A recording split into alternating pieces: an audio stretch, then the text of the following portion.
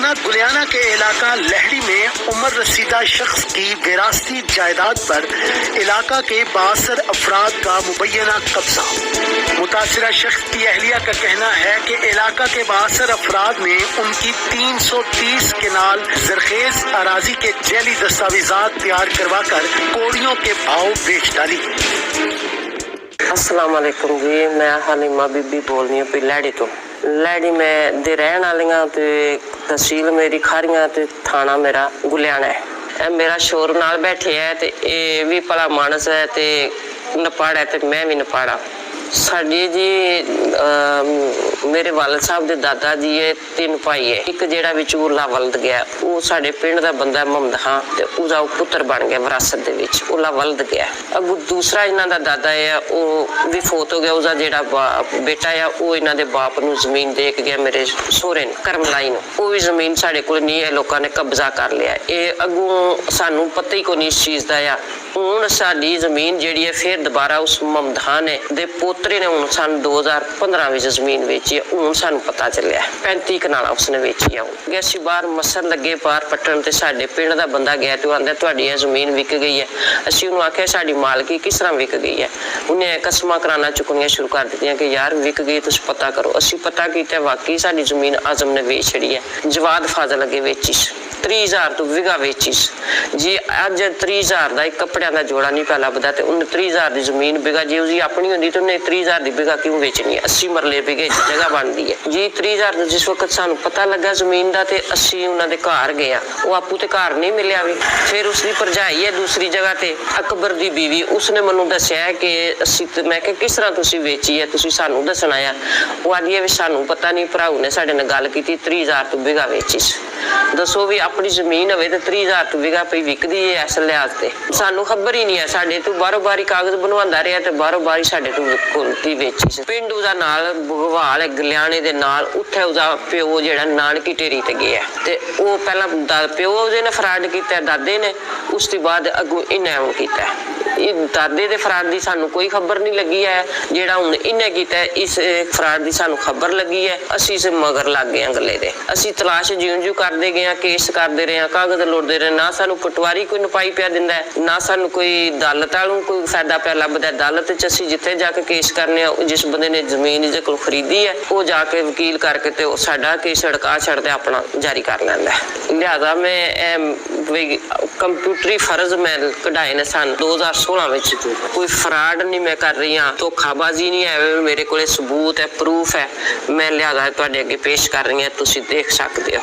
जिस वक्त साढ़े ना फ्रॉड शुरू होया तो मैं पता कर निकली बाहर तो पता किया पटवारी को तहसीलदार को साढ़े हल्के का पटवारी अफसाबाद का उसदे नाल मैं गल की तो उन्हें आख्या बीबी मैं 90,000 रुपया लाँगा तो मैं तेनों दसांगा, तो मैं नक्शे बनादा तेरे। तो मैं उन्होंने आख्या कि तू मैं 90,000 रुपया उन्होंने दिता। अपने पिंड का बंदा उन्होंने फोत हो गया कदीर हुसैन उसके नाम है, उन्होंने नाल लैके दिते ने जाके भी मैं जनानी जात तो मैं इनू नाल खड़ के भाई पिंड का उन्होंने दिते ने।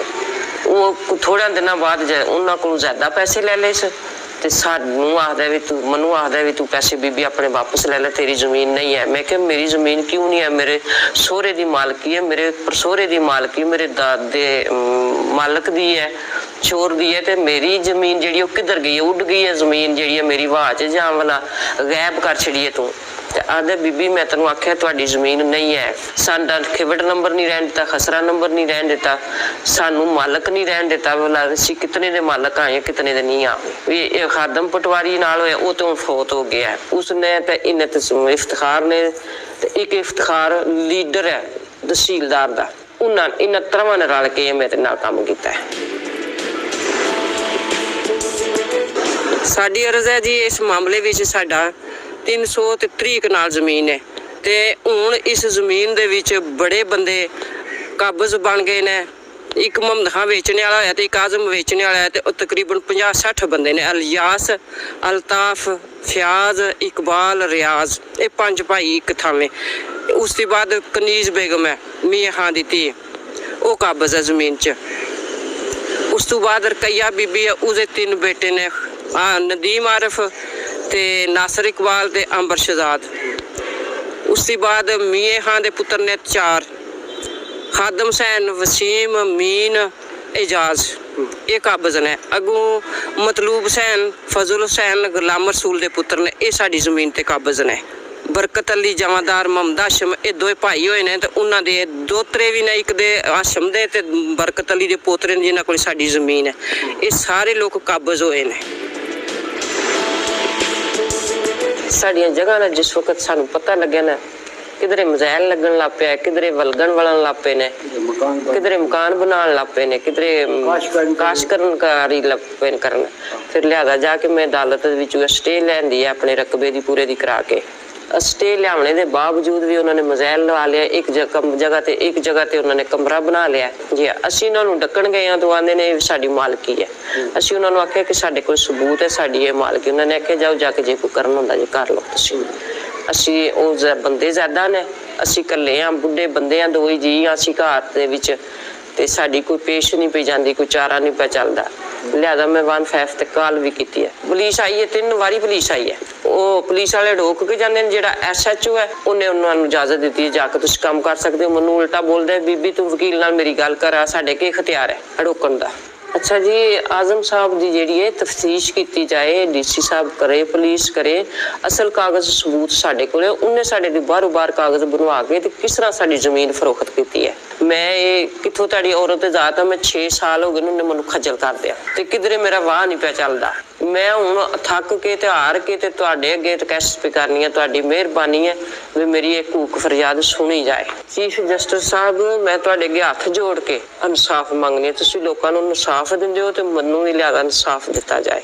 DC ਸਾਹਿਬ, ਕਮਿਸ਼ਨਰ, AC ਸਾਹਿਬ, ਕਲੈਕਟਰ, ਤੁਹਾਡੇ ਅੱਗੇ ਮੇਰੀ ਅਪੀਲ ਹੈ, ਤੁਹਾਡੇ ਅੱਗੇ ਮੇਰੀ ਰਿਕਵੈਸਟ, ਮੈਂ ਦਰਖਾਸਤਾਂ ਤੁਹਾਡੇ ਅੱਗੇ ਵੀ ਦਿੱਤੀਆਂ ਨੇ। ਮੇਰਾ ਇਹ ਇਨਸਾਫ ਕਰਨਾ ਤੁਸੀਂ, ਤੇ ਜਿਸ ਨੇ ਮੇਰੇ ਨਾਲ ਇਹ ਜ਼ੁਲਮ ਜ਼ਿਆਦਤੀ ਕੀਤੀ ਹੈ ਉਹਨੂੰ ਇਸ ਨਿਜ਼ਾਮ ਤੱਕ ਪਹੁੰਚਾਇਆ ਜਾਏ। अस्सलाम वालेकुम साहब जी। सर मेरी रिक्वेस्ट ये है, और मेरे सैन भी मेरे को चेक करा सकते हो बुला के, ते मैं सुक्का अपना पूरा ना नहीं पढ़ सकता।